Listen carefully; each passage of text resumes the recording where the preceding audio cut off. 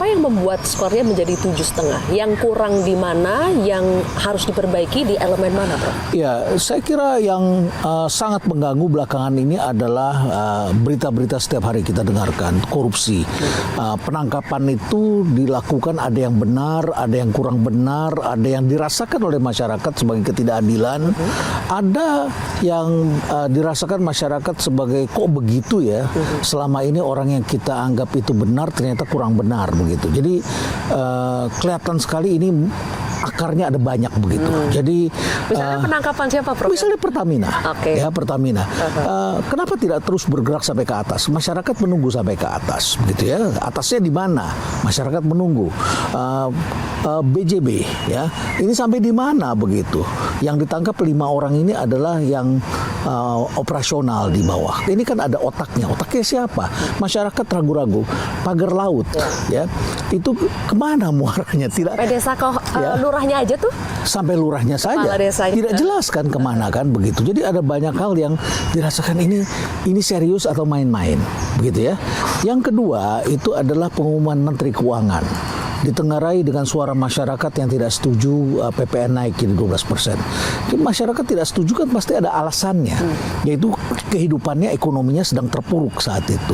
Ngotot mau dinaikin tetapi tidak dilaksanakan.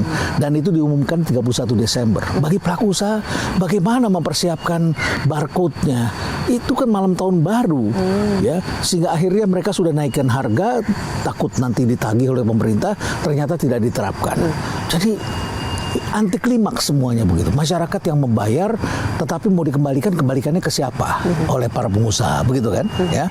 Sampai kemudian puncaknya itu adalah ketika pemerintah mengumumkan penerimaan dari fiskal itu turun dan turunnya cukup besar. Triliun loh itu ya. Cukup besar seperti itu. Jadi itu yang membuat masyarakat ragu-ragu. Lalu kemudian muncul hal-hal dalam politik. Dalam politik itu segala sesuatu dibicarakan sangat cepat. Hari ini ada isu, besok sudah rapat, beberapa hari kemudian sudah diumumkan undang-undangnya, sudah ketuk palu. Tidak ada dialog publik. Ya. Jadi ada proses yang cepat. Tapi ada juga yang lama banget. Ada yang lama banget ya. Oke, karena Prof Renal sudah menyinggung soal tadi berbagai macam kasus korupsi, dan memang kita melihat di awal tahun 2025 sudah banyak. Mungkin dari segi jumlah ini mungkin masih ada yang lebih banyak di tahun-tahun sebelumnya. Tapi kalau dilihat dari segi nilai, misalnya Pertamina dalam kasus dugaan korupsi Pertamina Subholding dan juga Pertamax Oplosan, itu nilai kerugiannya ditaksir mencapai hampir 1.000 triliun kalau dihitung 5 tahun ya, Prof. Jadi kita akan bahas liga korupsi terlebih. Oke. Baik. Dari segi liga korupsi, Prof Renal, tadi Prof sudah menyampaikan bahwa masalah utamanya adalah mentalitas korup. Apakah dengan retorika, narasi-narasi yang sudah disampaikan Presiden Prabowo berulang-ulang dalam setiap kesempatan bahwa kita akan melawan korupsi, kita akan basmi sampai ke akar-akarnya, bahkan jargon yang paling terkenal adalah mengejar koruptor sampai ke akar tikar. Apakah Prof melihat sebagai Presiden sudah cukup sampai di situ ketegasannya yang perlu didengarkan masyarakat, atau harus ada aksi keputusan konkret dari Presiden bagaimana kita mau melawan korupsi ini dengan cara apa? Terutama dari segi hukumnya harus seperti apa? Pemerintahan yang dipimpin oleh seorang tentara biasanya tertib secara administrasi. Biasanya itu kita saksikan ketika dulu di era Pak Harto. Pak Harto mempunyai orang-orang yang mencatat dan kemudian memfollow up itu semua dari ucapan, kemudian menjadi petunjuk, kemudian menjadi peraturan, kemudian dibentuk tim administrasi, dan kemudian ada yang turun ke lapangan memonitor. Tentara mempunyai alat-alat itu, seperti misalnya intelijennya ada, dan kemudian mereka bisa mengambil tindakan. Dan Pak Harto kemudian segera mengganti orang yang diduga terlibat dan lain sebagainya. Tapi kali ini administrasinya belum ada, petunjuk pelaksananya belum ada. KPK ya begitu-begitu aja. Kemudian kejaksaan berjalan dengan ritmenya, mereka sudah mempunyai kasus-kasus yang kemudian mereka tinggal follow up begitu ya. Nah, namun kemudian juga yang menarik adalah hari ini kita juga menyaksikan bahwa penegakan hukum itu disertai dengan kampanye PR yang sangat agresif. Ya. Apa tuh, Prof? Dimulai dengan KPK pada saat itu orang dipertontonkan dengan pakai rompi orange gitu ya. Dan di dalam itu mereka tidak diborgol, tapi ketika akan keluar diborgol. Jadi dipertontonkan bahwa mereka dalam keadaan tangan terborgol. Oke, itu episode pertama. Episode sekarang adalah nilai kerugian dipiarkan dan kita semua sudah expect ini hukuman mati, ini begitu besar kerugiannya. Ternyata tidak happy ending. Ternyata tuntutannya hanya 10 tahun dan kemudian eksekusinya hanya 5 tahun.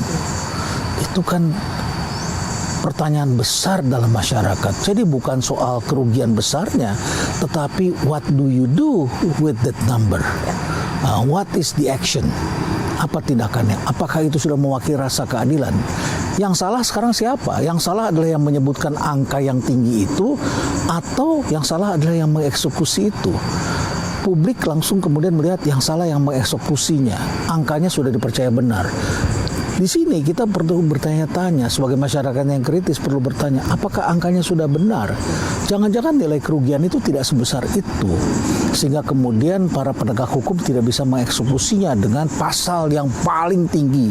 Katakanlah ada yang menyebutkan memungkinkan ini untuk dituntut hukuman mati.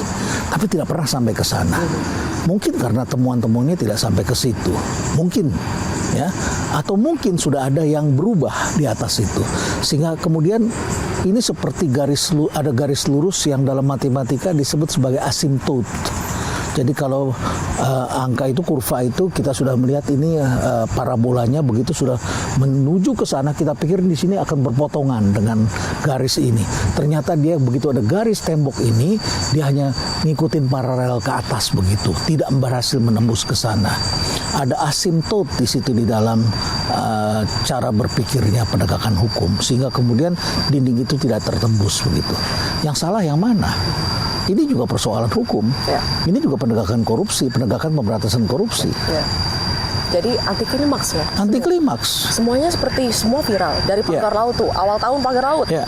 Kemudian sekarang yang terbaru Pertamina. Kasus oplosan. Ya. Tapi memang akhirnya makin kesini, Prof, apakah Prof juga melihat rakyat itu semakin mungkin riuh di awal ketika mendengar angka-angka bombastis nilai kerugian, tapi setelah itu rakyat cenderung skeptis. Banyak yang akhirnya merasa bahwa ya paling ujungnya nanti berapa tahun doang. Ya. Semakin kesini apakah semakin terjadi fenomena rakyat semakin tidak percaya? Ya, semakin tidak percaya. Sayangnya masyarakat kemudian melihat siapa ya yang bisa memperbaiki keadaan ini. Yang berbicara hanya mahasiswa hari ini, bersama dengan satu dua orang guru besar tertentu yang bicara. Jadi harapan perubahan itu pada siapa? Kita memerlukan koreksi. Harus ada orang-orang yang berani berbicara dan menyampaikan itu. Tetapi ini tidak begitu tampak, hanya viral-viral saja begitu di sosial media. Koordinasi makin rumit hari ini karena jumlah anggota kabinet semakin banyak.